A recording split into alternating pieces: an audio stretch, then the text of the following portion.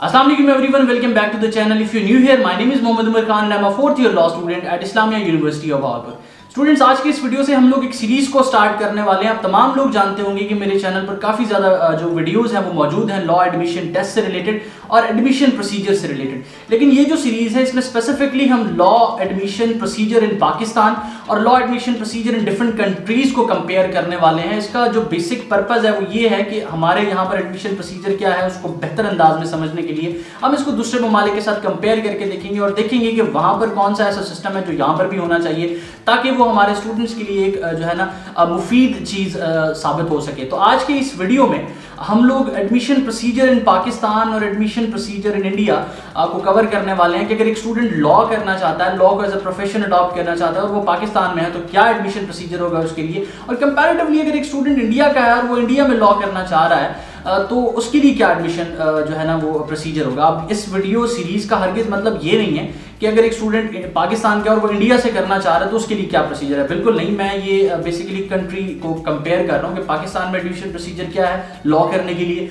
और इंडिया में specifically admission procedure क्या है। तो सबसे पहले अगर एक स्टूडेंट पाकिस्तान का सिटीजन है और वो लॉ करना चाहता है और उसने अपना इंटर कंप्लीट कर लिया, इंटरमीडिएट कंप्लीट कर लिया है, तो सबसे पहले उसको एक एंट्रेंस एग्जाम देना पड़ता है। जिस तरह अगर आप एफएससी प्री मेडिकल के स्टूडेंट हैं और आप एमबीबीएस करना चाहते हैं, डॉक्टर बनना चाहते हैं, तो आपको एमडी कैट देना पड़ता है जो कि एक एंट्रेंस एग्जाम है। इसी तरह अगर आप इंजीनियर बनना चाहते हैं, इंजीनियरिंग करना चाहते हैं तो आपको ई कैट देना पड़ता है। इसी तरह अगर आप लॉ करना चाहते हैं क्योंकि एक प्रोफेशनल डिग्री है तो आपको एक एंट्रेंस एग्जाम देना पड़ता है जिसको लॉ एडमिशन टेस्ट कहते हैं। अब ये law admission test all over the Pakistan same होता है, एक ही दिन में कंडक्ट करवाया जाता है और एक ही जैसा टेस्ट होता है। अब ये टेस्ट कौन लेता है? ये हायर एजुकेशन कमीशन HEC लेती है। HEC अपने एक इदारे एजुकेशन टेस्टिंग काउंसिल ETC के थ्रू ये टेस्ट कंडक्ट करवाती हैं और पाकिस्तान में जितनी भी प्राइवेट और पब्लिक यूनिवर्सिटीज़ हैं वो HEC से रिकग्नाइज होती हैं और जो प्राइवेट कॉलेजेस हैं वो यूनिवर्सिटीज़ से एफिलिएटेड होते हैं। प्राइवेट कॉलेजेस का HEC के साथ कोई ताल्लुक नहीं होता, यूनिवर्सिटीज़ HEC से रिकग्नाइज होती हैं और कॉलेजेस जो हैं वो यूनिवर्सिटीज़ से एफिलिएटेड होते हैं। तो अब ये HEC एजुकेशन टेस्टिंग काउंसिल के थ्रू ये लॉ एडमिशन टेस्ट कंडक्ट करवाती है। एक ही दिन में ये कंडक्ट किया जाता है। एक स्टूडेंट इसमें अपेयर होता है। इसको पास करने के बाद जब उसके हाथ में उसका रिजल्ट कार्ड आ जाता है, 1 महीने के बाद गालिबन इसका रिजल्ट आ जाता है, तो अगर जब आपके पास अपना रिजल्ट आ गया तो आप खुद जाकर जिस भी यूनिवर्सिटी में all over the Pakistan admission लेना चाहें आप खुद जाके मैनुअली अप्लाई करते हैं। आपको कोई इस तरह से जो है ना ये फैसिलिटी प्रोवाइड नहीं की जाती कि आप लॉ एडमिशन टेस्ट में अप्लाई करते वक्त अपनी यूनिवर्सिटीज़ की प्रेफरेंस बता दें कि मैं इस यूनिवर्सिटी में लेना चाहता हूँ। तो एक जो है ना नेशनल लेवल पे एक लिस्ट बनाई जाए जिसमें आपको कह दिया जाए कि आपका मेरिट यहाँ पे बन रहा है या आप जो है ना इस यूनिवर्सिटी के लिए एलिजिबल है। ऐसा बिल्कुल नहीं होता, आपको खुद ही जाकर इस टेस्ट को पास करने के बाद एडमिशन लेना पड़ता है जिस भी यूनिवर्सिटी में आप लेना चाहें। तो ये एक जो है ना हमने जनरली देखा कि एडमिशन प्रोसीजर पाकिस्तान में किस तरह से है और अब हम कंपेयर करते हैं कि इंडिया में बेसिकली जो है वो एडमिशन प्रोसीजर क्या है। मैं मेन फोकस इंडिया पे इस वजह से रख रहा हूँ क्योंकि हम इंडिया के पर्सपेक्टिव से देख रहे हैं कि एडमिशन प्रोसीजर पाकिस्तान में किस तरह का है और किस तरह से जो है ना हम प्रोफेशनल लेवल, प्रो लेवल की तरफ जा सकते हैं। क्योंकि 2018 से लॉ एडमिशन टेस्ट अनाउंस हुआ है या फिर जो है ना कंडक्ट किया जाना स्टार्ट किया। इससे पहले लॉ के लिए स्पेशल कोई एंट्री टेस्ट नहीं था। आप NTS देते थे, जो है ना NTS कंडक्ट करता था, NET देते थे आप, नेशनल एप्टीट्यूड टेस्ट, उसको क्लियर करने के बाद जो है ना आप लॉ में एडमिशन ले लेते थे। लेकिन 2018 के बाद एक स्पेशल एंट्री टेस्ट लिया जाना स्टार्ट कर दिया गया अब इंडिया में, क्योंकि ये बहुत पहले से ये चीज़ें हो रही हैं। तो अगर एक स्टूडेंट इंडिया में है, वो अपनी 12th स्टैंडर्ड की एजुकेशन कंप्लीट करता है तो उसको बेसिकली क्लैट देना पड़ता है, CLAT, CLAT, common law admission test. अब ये common law admission test LAT से किस तरह से मुख्तलिफ है और एडमिशन प्रोसीजर वहाँ पर किस तरह से मुख्तलिफ है, हम इस वीडियो में इसको डिस्कस करते हैं। अब वो 12th स्टैंडर्ड का स्टूडेंट जब क्लैट में अपेयर होता है तो क्लैट का सिलेबस जो होता है उसमें इंग्लिश होती है, उसमें लॉजिकल रीजनिंग होती है, उसमें मैथमेटिक्स के क्वेश्चन आते हैं और उसमें लीगल रीजनिंग का भी एक पोर्शन होता है। तो टोटल वो 150 नंबरों का पेपर होता है, जबकि हमारा जो लैट है वो 100 नंबरों का पेपर होता है। उसको हल करने के लिए उनको 2 घंटे दिए जाते हैं, जबकि हमारे यहाँ पर जो लॉ एडमिशन टेस्ट है उसको हल करने के लिए स्टूडेंट को 2 घंटे दिए जाते हैं 100 नंबर के पेपर को, जबकि वहाँ 150 नंबर के पेपर को हल करने के लिए उनको 2 घंटे दिए जाते हैं। लॉ एडमिशन टेस्ट में किसी किस्म की नेगेटिव मार्किंग नहीं होती, जबकि जो क्लैट है, जो इंडिया में common law admission test conduct किया जाता है एक एंट्रेंस एग्जाम के तौर पर, वहां पर 0.25 मार्क्स आपके नेगेटिव मार्किंग के तौर पर डिडक्ट किए जाते हैं अगर आपका एक एमसीक्यूज गलत होता है, और वहां पर सारा का सारा एमसीक्यूज बेस पेपर होता है। जबकि जो हमारा लॉ एडमिशन टेस्ट लैट जो पाकिस्तान में कंडक्ट होता है, ये हमारा MCQs as well as written portion पर जो है वो मुश्तमिल होता है। अब जब एक स्टूडेंट क्लैट के लिए अप्लाई कर रहा होता है तो उस फॉर्म में वो अपनी प्रेफरेंस लिस्ट शेयर कर देता है, उन यूनिवर्सिटीज को प्रेफर कर देता है कि मैं इन यूनिवर्सिटीज में एडमिशन लेना चाह रहा हूँ। क्लैट जो होता है बेसिकली वो नेशनल लेवल पे कंडक्ट किया जाता है, और जो क्लैट कंसोर्टियम है वो उसको कंडक्ट करता है 22 नेशनल लॉ यूनिवर्सिटीज का एक कॉम्बिनेशन है जो कि उसको हेड कर रहा होता है। जबकि पाकिस्तान में ऐसा कुछ नहीं है, एजुकेशन टेस्टिंग काउंसिल में कोई लॉ के एक्सपर्ट्स नहीं बैठे होते जो वहाँ पर जो है ना क्लैट को मैनेज कर रहे होते हैं। जनरली जिस तरह बाकी टेस्ट लिए जा रहे हैं एटीसी के थ्रू, लैट भी इस तरह ले लिया जाता है। लेकिन अगर हम इंडिया की बात करें तो क्लैट कंसोर्टियम जो है वो 22 नेशनल लॉ यूनिवर्सिटीज, जो इंडिया में टोटल 22 नेशनल लॉ यूनिवर्सिटीज हैं, उनके जो वाइस चांसलर्स हैं, जो उनके हेड हैं, वो उस क्लैट कंसोर्टियम का हिस्सा होते हैं और वही उस टेस्ट को कंडक्ट करवाते हैं, उसको देख रहे होते हैं, उसकी जो भी उसके अंदर मुश्किलात पेश आती हैं उनको हेड करने के लिए वहाँ पे उनके नेशनल लॉ यूनिवर्सिटीज़ के जो वाइस चांसलर्स होते हैं वो उस कमेटी का, उस कंसोर्टियम का हिस्सा होते हैं। जबकि पाकिस्तान में इस तरह का कोई सिस्टम नहीं है, ईटीसी कंडक्ट करती है और आपको खुद ही जाके फिर यूनिवर्सिटीज़ में अप्लाई करना पड़ता है। जबकि इंडिया में ऐसा बिल्कुल नहीं है। आप अगर क्लैट का फॉर्म भरते हैं, क्लैट में अप्लाई करते हैं, उसके बाद आपका जो मेरिट सेट किया जाता है वो उन्हीं की उसी कंसोर्टियम की तरफ से सेट किया जाता है कि आप कौन सी यूनिवर्सिटी में आ रहे हैं, आपका मेरिट कौन सी यूनिवर्सिटी में बन रहा है, और आप क्या उस नेशनल लॉ यूनिवर्सिटी को कंसीडर करना चाहते हैं, वहां पर सीट सिक्योर करना चाहते हैं या नहीं। इसके अलावा एक इंटरेस्टिंग चीज जब मैं ये रिसर्च कर रहा था मेरे सामने आई कि मोर देन 75,000 स्टूडेंट जो है वो अप्लाई करते हैं और उनके पास जो सीट्स अवेलेबल हैं इंडिया में लॉ करने के लिए नेशनल लॉ यूनिवर्सिटीज़ में, सिर्फ जो पब्लिक यूनिवर्सिटीज़ हैं उनकी हम कह सकते हैं नेशनल लॉ यूनिवर्सिटीज़ में वो हैं 2600।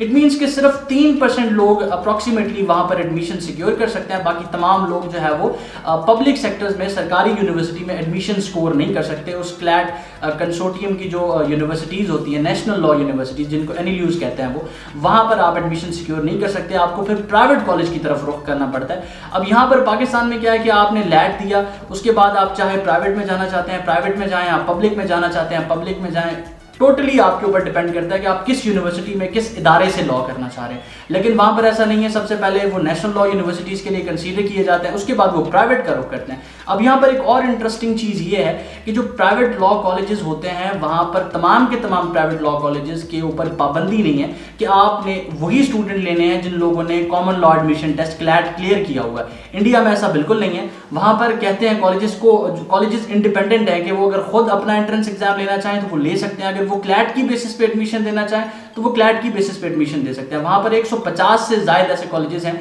जो क्लैट की बेसिस पे ही एडमिशन देते हैं और बाकी कुछ कॉलेजेस जो हैं वो अपना स्पेशल एंट्रेंस एग्जाम भी कंडक्ट करते हैं। तो स्टूडेंट्स के पास जो है वो ज़्यादा ऑप्शन है। अगर एक स्टूडेंट क्लैट क्लियर नहीं भी कर पाया तब भी उसका जो है वो साल किसी किस्म का ज़ाया नहीं होता, जबकि वो प्राइवेट कॉलेज की तरफ रुख करता है। लेकिन पाकिस्तान में ऐसा बिल्कुल नहीं है। अगर एक स्टूडेंट ने लैट क्लियर नहीं किया तो उसको एडमिशन नहीं मिल सकता, चाहे वो प्राइवेट यूनिवर्सिटी में जाना चाहे, चाहे वो पब्लिक यूनिवर्सिटी में जाना चाहे, चाहे वो किसी एफिलिएटेड कॉलेज में जाना चाहे, उसको एडमिशन नहीं मिल सकता। जो कि एक किसी हद तक कह सकते हैं कि हम नेगेटिव चीज़ है कि आप पब्लिक यूनिवर्सिटीज़ के लिए इसको मैंडेटरी रखें, प्राइवेट यूनिवर्सिटीज़ के लिए भी मैंडेटरी रखें, लेकिन जो प्राइवेट कॉलेजेस हैं उनकी हद तक उनको कहें कि आप किसी और तरह का जो एंट्रेंस एग्जाम है उसको भी कंसीडर कर सकते हैं। फॉर एन एग्जांपल, जिस तरह मैंने बताया कि 2017 में एनटीएस का नेट लिया जाता था जिसकी बेसिस पे आपको एडमिशन दे दिया जाता था, जो कंपैरेटिवली बहुत आसान है आपके लैट के मुकाबले में। तो ये कुछ चीज़ें हैं जो इम्प्रूव होने वाली है। इसके अलावा जब हम काइंड्स ऑफ एलएलबी की तरफ जाते हैं तो पाकिस्तान में सिर्फ आपके पास 2 तरह के लॉ मौजूद हैं।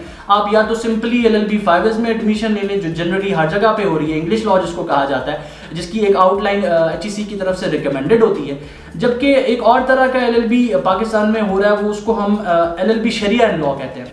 तो ये चंद एक यूनिवर्सिटीज़ करवा रही हैं और इसकी आउटलाइन डिफरेंट है। अब जो स्टूडेंट अरबिक में इंटरेस्ट रखते हैं, इस्लामिक कानून को डीपली जानना चाहते हैं, कानून फिक्र पढ़ना चाहते हैं, तो वो जो है वो एलएलबी शरिया एंड लॉ की तरफ जाते हैं, बाकी एलएलबी 5 की तरफ जाते हैं। लेकिन अगर हम इंडिया की बात करें तो वहाँ पर आपको BBA LLB, BA LLB, BCom LLB और इस तरह कुछ और जो है वो कैटेगरीज मिलती हैं कि अगर एक स्टूडेंट बिजनेस लॉ पढ़ना चाहते हैं तो स्पेसिफिकली जो है ना वो अपनी फील्ड शुरू से ही डे 1 से ही स्टार्ट कर ले कि वो उसी फील्ड में चला जाए, लेकिन यहाँ पर इस तरह के ऑप्शंस अवेलेबल हमारे पास नहीं है।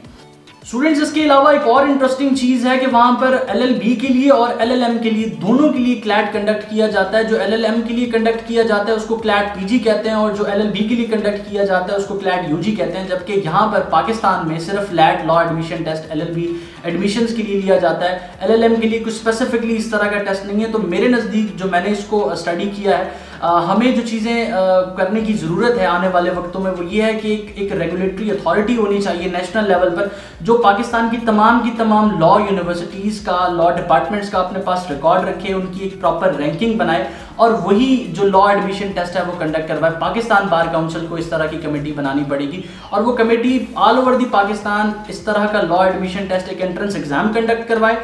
जो स्टूडेंट उसको क्लियर करें और वो अप्लाई करते वक्त प्रेफरेंस लिस्ट में यूनिवर्सिटीज़ बताए कि अगर मेरा लैट क्लियर हो जाता है, मेरे FSC के ये मार्क्स हैं, तो मैं कायद आज़म यूनिवर्सिटी को टॉप पे रखता हूँ, उसके बाद पंजाब यूनिवर्सिटी को सेकंड पे रखता हूँ और उसके बाद जो है ना मैं इस्लामिया यूनिवर्सिटी को तीसरे नंबर पे रखता हूँ। तो उसी अकॉर्डिंग वो जो रेगुलेटरी अथॉरिटी है जो नेशनल लेवल पर पाकिस्तान बार काउंसिल बनाए वो उनका मेरिट सेट करके उनको बता दे कि आपका कौन सी जगह पे एडमिशन हुआ। इट मीन्स कि यूनिवर्सिटी से वो एडमिशन का जो उनका जो प्रोसेस है उसमें किसी हद तक इंटरफेरेंस उस रेगुलेटरी अथॉरिटी की या फिर उस बॉडी की होनी चाहिए जो पाकिस्तान बार काउंसिल बनाए, ताकि ये जो एडमिशन्स हैं, ये जो प्रोसीजर बेसिकली चल रहा है इसको थोड़ा और सिस्टमेटिक वे में अरेंज किया जाए और उन तमाम लोगों के लिए आसानी हो जो कि लॉ करना चाहते हैं लेकिन उनको नहीं पता कौन सी यूनिवर्सिटी में अप्लाई करना है, किस में हमारा मेरिट बनेगा। लोगों के 1000 नंबर होते हैं और वो इस्लामिया यूनिवर्सिटी या बहाउद्दीन ज़िक्रिया यूनिवर्सिटी में पढ़ रहे होते हैं, जबकि उनका इससे बेहतर यूनिवर्सिटी कायद आज़म यूनिवर्सिटी या फिर पंजाब यूनिवर्सिटी में एडमिशन हो सकता है। तो ये कुछ चीज़ें हैं जो हमें करनी पड़ेंगी। इसके अलावा अगर आपको लगता है इस वीडियो देखने के बाद कि कोई और ऐसा रिफॉर्म है जिसकी ज़रूरत है हमें पाकिस्तान में इंडिया के एडमिशन प्रोसीजर सिस्टम को देखने के बाद, तो आप वो मुझे कमेंट सेक्शन में बता सकते हैं, हम उस पर भी डिस्कस कर सकते हैं कि कौन सी चीज़ है जो हमें इंट्रोड्यूस करवानी चाहिए नेशनल लेवल पे, ताकि जो हमारा एडमिशन प्रोसीजर है LLB 5 ईयर्स के लिए या LLB शरिया लॉ के लिए वो और स्मूथ हो जाए और उन तमाम लोगों के लिए वो आसान हो जाए